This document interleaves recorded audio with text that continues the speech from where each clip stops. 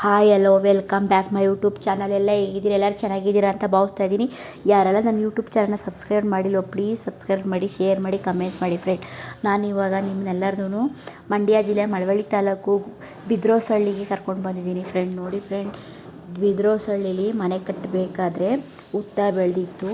ಆ ಹುತ್ತ ದೊಡ್ಡದಾಯಿತು, ಆದ್ದರಿಂದ ಅದನ್ನ ದೇವಸ್ಥಾನ ಮಾಡಿಟ್ಟಿದ್ದಾರೆ. ತುಂಬಾ ಚೆನ್ನಾಗಿದೆ, ಹೋಗಿ ನೋಡಿ ಫ್ರೆಂಡ್.